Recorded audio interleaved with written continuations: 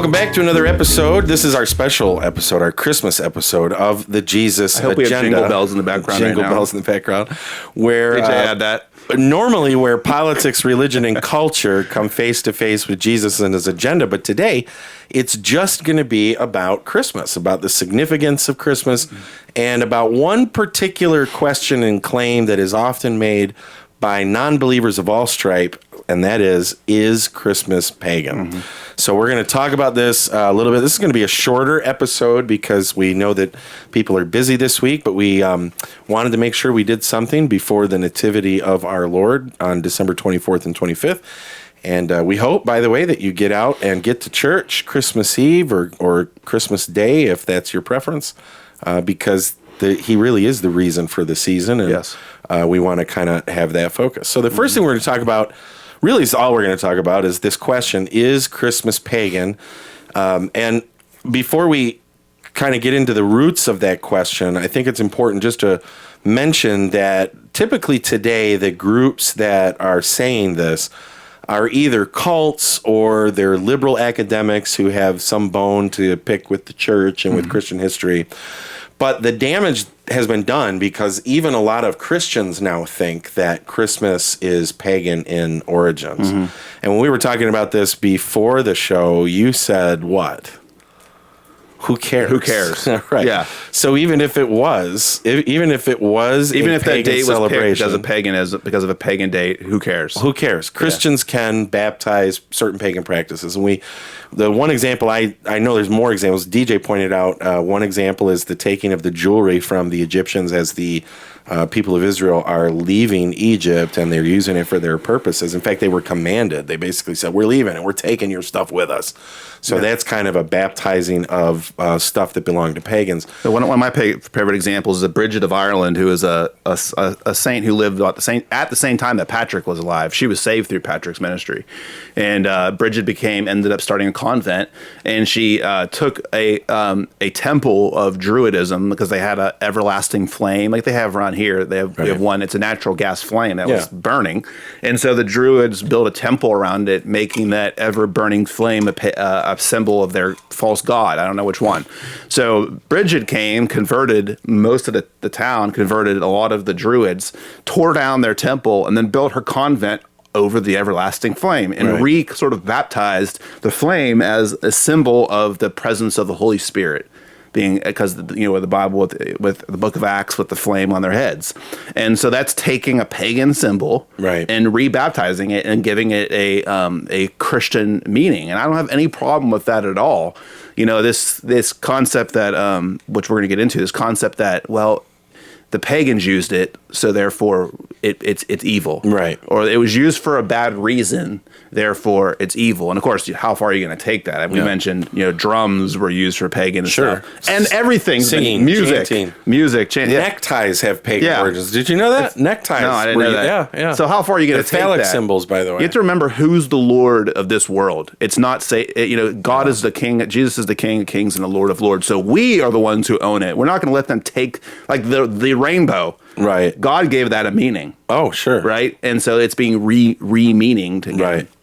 Yeah. So I just have one question about Bridget. Did she call her order the Eternal Flames? No. I don't even know what order is called. The Eternal Flames. the Flamers. Wrong century for that, probably, right? Now, all joking aside, though, we're talking about Ireland, and Patrick used the clover as a symbol. It was a terrible analogy, by the way. Patrick should have not used the clover, but he did it anyway. And my point is, he was a missionary, not really a theologian, right? And he used a pagan thing that was used in paganism and in Celtic paganism to explain the Trinity. And then, of course, we have the example of Paul when he gets the Areopagus, right? He says, hey, I see you're a religious people and you have an altar to an unknown God. Let me tell you who that is. Yeah. And so Paul doesn't actually tear down their previous beliefs. He builds upon the beliefs that they already had. So yes, 100% Christians can baptize certain pagan practices. We can't human sacrifice. Yeah, I was going to say we can't raise babies to sacrifice in Mexico or anything like that. But here's the thing. The case for December 25th being some pagan holiday of some sort is very weak. And It comes from, let me just give you what the theory is. It comes from a theory called historical religions theory. And the claim goes like this, that Christians only began celebrating Christmas on December 25th in 336 AD in Rome by order of the Pope, who wanted this to be done so that the church could co-opt or replace the pre-existing pagan feasts. The three that are typically the ones that get thrown out there are Saturnalia, which was a Roman festival where people feasted and exchanged gifts. Right? This is common things people do. See, exchange gifts at Christmas. That's the only time people ever exchange gifts is Christmas. Sol Invictus, which was a Roman festival that celebrated the unconquered sun. That's the one I hear the most. Yeah, and that's the one we debunked the most in this one. And Mithras, an ancient Persian god, claimed to be born on December 25th, that apparently began to have sort of a following in Rome at this, this kind of period of time. So the people who typically hold this theory are liberal academics who have something against the church anyway. I've read that this only really became popular in the 20th century, like from the 1950s forward as... seriously challenged thing, yeah. Right, well, but it kind of rose up with like historical criticism in general and textual criticism of the Bible in specific. But when you start to dig into the history, the record that we actually have, we find is Christians were, in fact, not only celebrating Christmas before 336 AD, but some records indicate that Christians already believed that Jesus was really born on December 25th, which is where they came up with the date. So we can go back to the church father Hippolytus, who in his commentary on the book of Daniel in 204 AD, so we want to be clear that this is the very beginning of the 3rd century, not the 2nd century. We count the century is one number higher than whatever the first number in the year is. So 204, he has this commentary on Daniel, and in that commentary, he says that Christ was born 8 days before the beginning of January.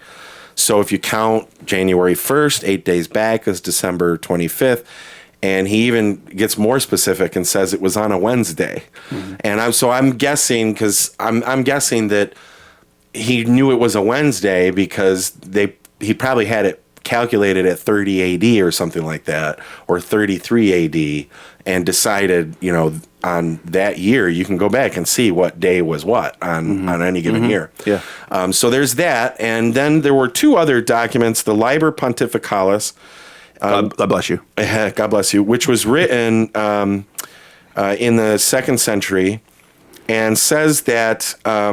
it was written in the 2nd century, says that Pope Telesphorus, who was Pope from 125 to 136 AD, instructed the celebration of Jesus' birth. Now, this doesn't give a date for it, but it does show that it's the early part of the 2nd century, 200 years or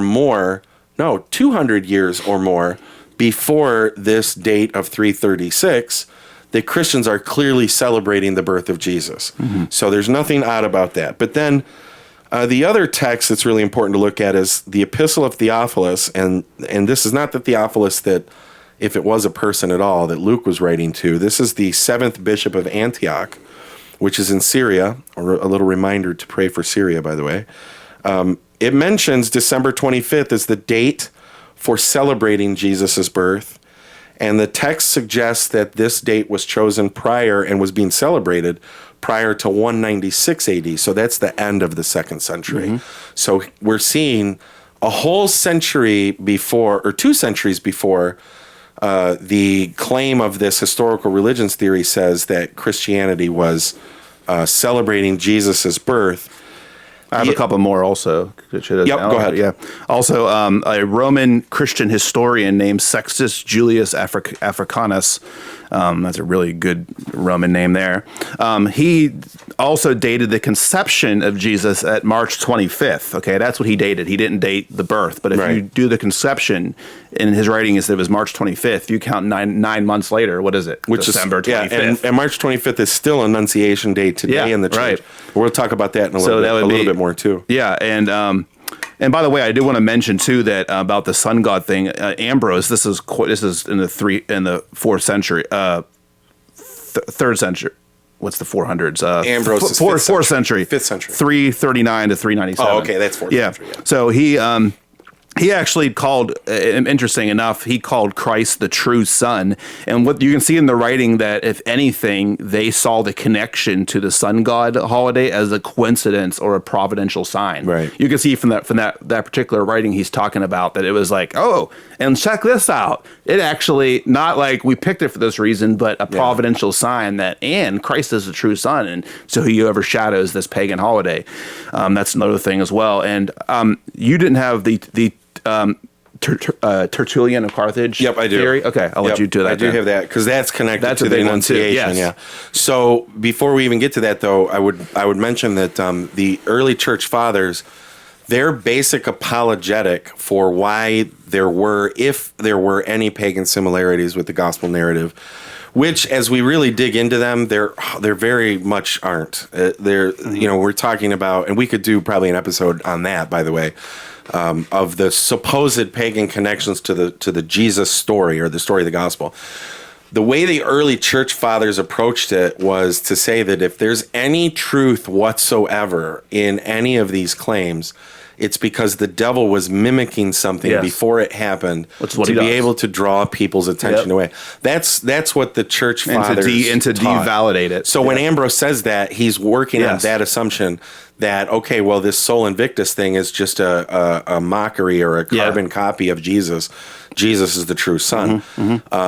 I think, though, with our ability to look at the actual history of these things, that what you'll find when people make these claims about these supposed similarities between pagan religion or pagan characters, like Mithras, for example, there's no evidence for any of the claims that the modern scholars make for Mithras. When they say things like he had 12 disciples or had his own Eucharist and he was baptized, there's no evidence for that. They make it up whole cloth.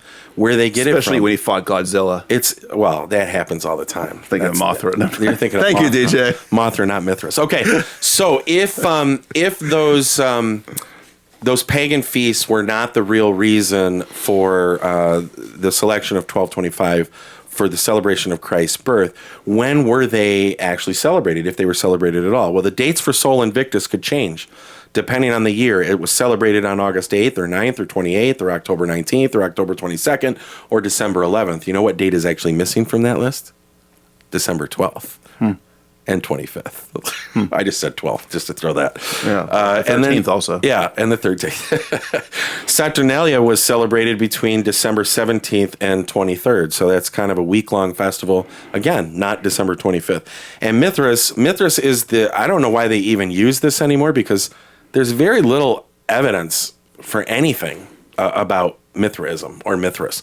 So there's no compelling evidence that Mithras was celebrated on December 25th. So where does this, even now, like if you were to Google it. Let me also mention that there's Donatists writing, they're heretics. Oh, right. But there's Donatists writing pre-Constantine that with them talking about the 25th as being Christmas. Right. And in a matter-of-fact kind of way. They're heretics, but they're not heretics because of that. Yeah, right. Not they're because of heretics that. for a right. completely different reason. That's another thing, too. Yeah. So how then, or why, I mean, even if you Google it right now, the AI assistant, because I checked it to see, the AI assistant will still tell you that Sol Invictus was celebrated on December 25th as early as 274. Well, here's the thing. I actually know Roman history pretty well, and Sol Invictus was not celebrated in 274. It didn't get celebrated until after Constantine, and we'll talk about that in a minute. What did happen in 274 on December 25th is that Emperor Aurelian, who was, by the way, one of the last emperors to persecute Christians, we'll talk about that too, Emperor Aurelian was trying to solidify his political hold on Rome. And he didn't want this diversity of thought that Rome had always kind of allowed, this diversity of religion. He wanted to have a single religion that would unite the empire, and he chose the religion of the unconquered son, or this Sol Invictus thing. So in 274, he had a new temple dedicated on December 25th to Sol Invictus. But there's no evidence whatsoever that he then followed that up by saying, we're now going to celebrate a feast day on December 25th for Sol Invictus. It actually doesn't happen. I said I would mention it, that Aurelian also persecuted Christians in Italy the same year, 274, the same year he built the temple to Sol Invictus.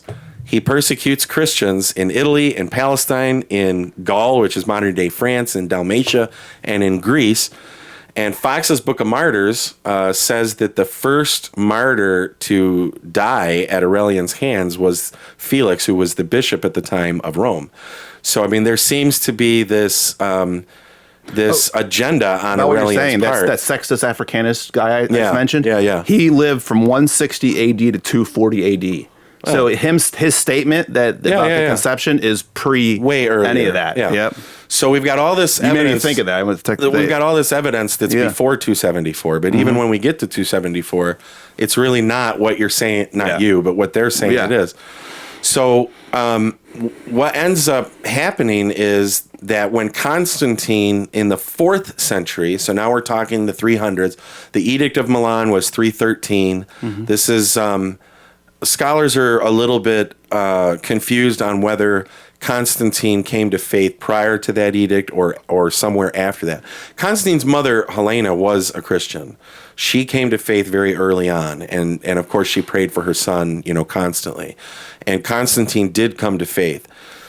In 313, he issues the Edict of Milan, which no longer makes it illegal, or which ends the law that makes it illegal to be Christian, thereby ending the persecution. I think he was saved after. I'm of that camp. I'm not even really sure. I think there was a good political reason to do it. We don't. But that's really my know. theory. So in any case, he begins to give Christianity an elevated status in the empire. Then we see the pagans elevating this. Maybe because of the connection to what Aurelian did, building the temple on 1225, they start saying we're going to celebrate Sol Invictus on 1225. It's a competition with the Christians. They realize that their standing in the community is now declining, and Christianity, this once hated and persecuted religion, is now favored by the court, by the imperial court. So they're doing something to... So really, it's actually the other way around. It's not Christians co-opting paganism. It's pagans in Rome co-opting Christianity and what Christians believed. And again, like we said, even if they were like, oh, the December 25th is this sun god holiday. Let's make Christmas this date since we don't know when Jesus was born. Let's just make it this date so we can outshine the sun god. I have no problem with that. Yeah. Who cares? I don't have a problem with it either. I think it's not what happened. It's not what happened. But who cares? I think the issue for me is just about historical integrity. I'm just so tired of. Yeah. Look, so I had a lunch with somebody today who's Catholic and really a great lunch. And one of the things that I said to him is something that Steve and I said either last episode or the episode before. If you're going to disagree with the Catholic Church, actually disagree with what they teach and believe. Yeah. Don't make stuff up. Yeah.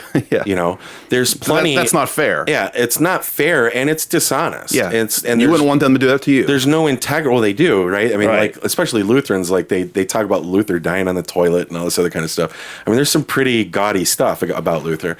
So, I mean, look, let's just be. No, you're smart. Oh, you know what? I'm gonna cut your pay. But the issue is, let's just have a modicum of integrity here. Let's not make. And if you aren't sure, don't say anything. Yeah, and don't be so cocksure that you know what the heck you're saying. Especially, and nothing makes me more annoyed than academics. Academics should know better. I mean, you're an academic. You have access to all the knowledge in the world. But cults are worse. cults are worse because they come by with this stuff and they go, see, it was all pagan. It was all pagan. Yeah. You should join our cult because it was all pagan. That's the last freaking thing I'm going to do. From some false history book that gets it totally wrong. From something, it's like, okay, so you're getting your theology from, and I'm talking to you. They get their Jehovah's theology Witnesses. from stars and stuff. No. I'm just going to go right to the Watchtower. So you're telling me that you're going to get your theology from You should authors. have done the Mormon one so I can go dum dum dum dum dum dum. But the difference is that Mormon seen authors, that? Mormon authors say who they are, and you can check up on them. But those gold tablets, man. The Watchtower, gold tablets they lost. The Watchtower is published anonymously. The Jehovah's Witnesses books are published anonymously.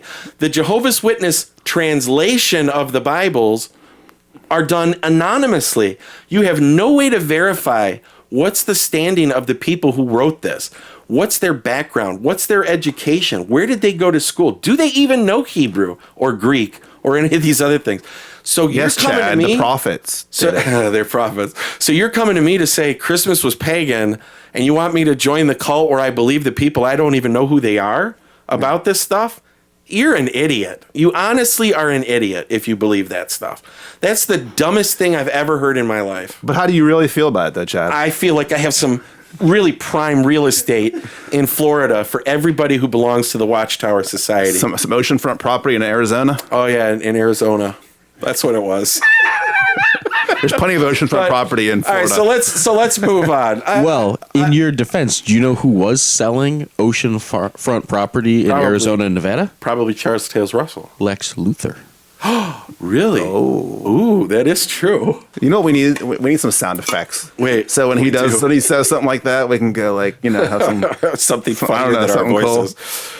All right, so how about some of the things that we do at Christmas? If the date's not pagan, I've heard that Christmas trees are pagan. You're basically worshiping the Satan when you have now a Christmas the tree in wreath. your house. You mentioned the wreath, right? The wreath did have a pagan connection, but Christians were using it very early on. Mm-hmm. We didn't touch on. We need to go back and talk about the Annunciation. The Tertullian connection. So you mentioned it, the Annunciation, right? So we have this very early on with Tertullian, and also it was Hippolytus, that both dated the Annunciation, which is when Gabriel comes to Mary and says, you're going to give birth to, he announces the conception. They both dated that to March 25th. And the reality is that the Annunciation is older in terms of being celebrated than Christmas. They were recognizing the Feast of the Annunciation earlier than the Feast of the Nativity. Yeah, the saying from Tertullian's writing says, from the on solstices and equinoxes, says, therefore our Lord was conceived on the 8th of the calends of April in the month of March, which is March 25th, which is the day of the passion of the Lord of his conception. For on that day he was conceived, on the same he suffered. Based on this, the end of quote. Based on this, the treatise dates Jesus' birth in the winter solstice. And Augustine, obviously, he's later, right. But he confirmed this, saying, he writes, for Jesus is believed to have been conceived on the 25th of March, upon which day he suffered.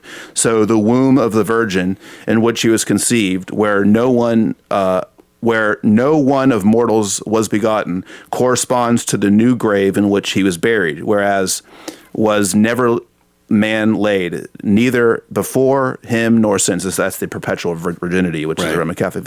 But he was born, according to tradition, upon December the 25th. Right. And again, this is just simple math, right? Mm-hmm. And that tradition of a prophet being born on the day that they die actually is a Jewish tradition, an old Jewish tradition. Yep. So the church fathers were familiar with that, and there was a very early belief that the year Jesus died, the Passover, he died the day before the Passover, was March 25th. So that became a very early date for the crucifixion. And so, as Tertullian and Hippolytus are saying, that must also be the day that he was conceived. Mm-hmm. But there's actually scriptural evidence for this as well, because if you look at chapter 1 of the Gospel of Luke, in verse 5, we're told that the angel Gabriel announces the conception of John the Baptist to his father Zechariah, who was a priest in the Jewish temple, when his division, Abijah, was officiating in the temple. And then if we go back to First Chronicles 24, verse 5, we see that Abijah, that division of the priestly class, served on the 8th rotation, which would have been in our modern calendars when Yom Kippur is celebrated sometime between September 20th and September 30th. So, and then you get to Luke 1:24, and we find that the annunciation to Mary of the conception of Jesus is in the 6th month of Elizabeth's pregnancy. So if you count 6 months from September 20th to 30th forward, you get March 20th to 30th, which gives us the March 25th date. So all of this predates, like by centuries, this accusation or any connection to these. Let me say, there's a lot of feasts. danger. There's a lot of danger when you think you know better than the church fathers. I'm not saying you believe them blindly, but there's a thing called historic precedent, historic interpretation, and you have the burden of proof if you're going to go against what church history has said, because they are closer, much closer to the time. So we don't.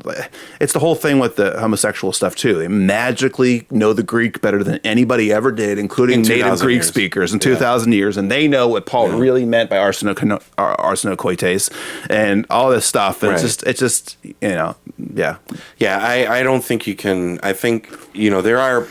They aren't.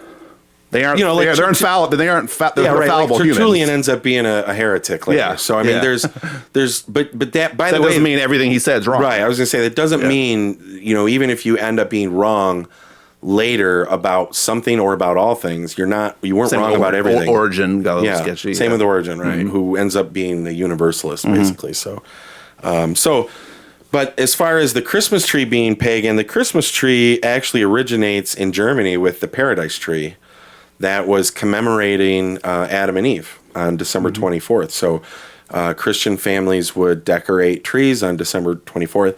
And then Queen Victoria, who was German, by the way, and married a German, she was at least half German. Her mother was German, and then her husband was German.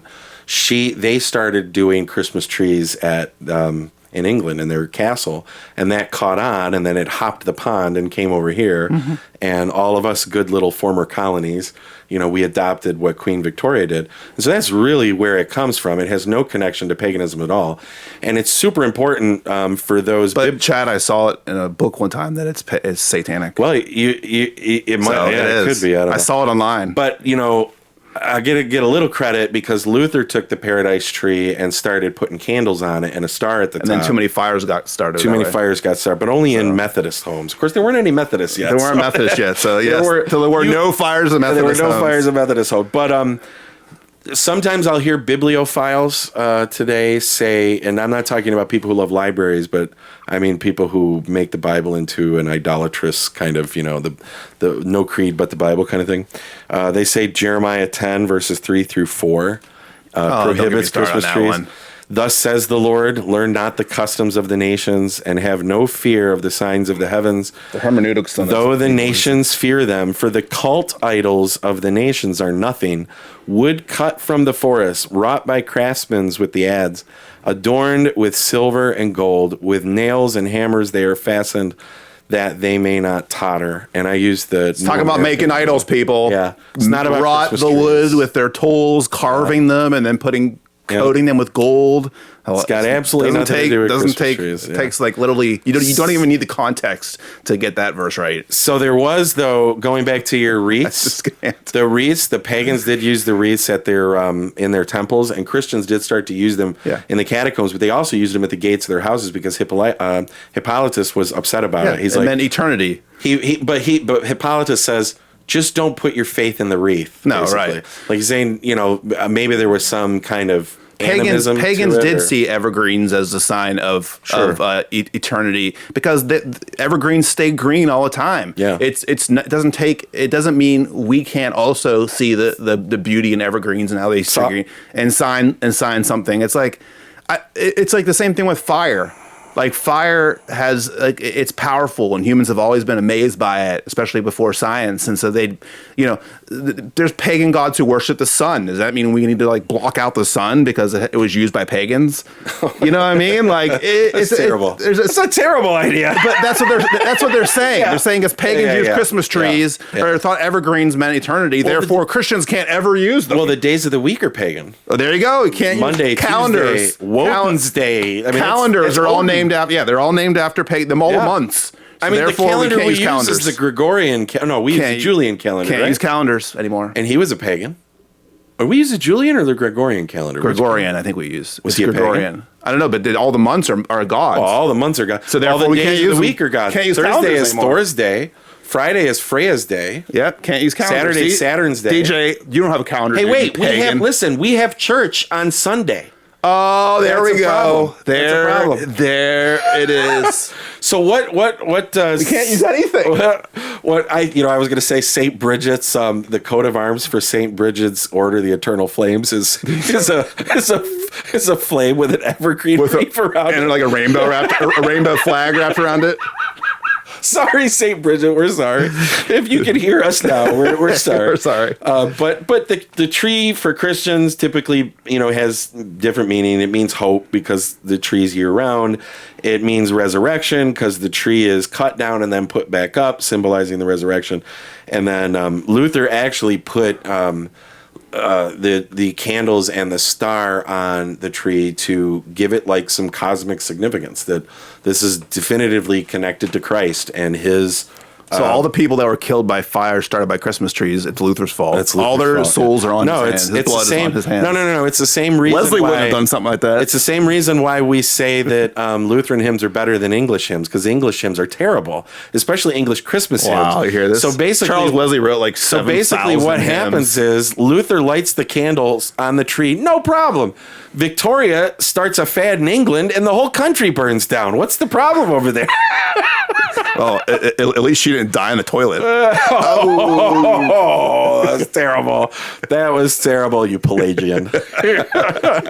Well, hey, this was our special Christmas episode, and we hope you've enjoyed it, and we hope you have a wonderful holiday. We will be back again in January, but we're not sure yet the dates because... speaking of England, Steve will be going to England the week of the 6th and the 13th. Going to the Mecca of Methodism. And we'll either pre-record some episodes before then, or we'll just see you on the turnaround. But yeah, I might go live briefly if it's okay with you. Yeah, at a couple like hot spots. I think that'd be awesome on our yeah. So follow the Facebook page if you don't already. And Steve will go live in England while he's over there in a couple of places, and I think that would be really cool. So have a very Merry Christmas, and we'll have an episode before New Year, so we'll save that for then. This has been the Jesus Agenda. God bless.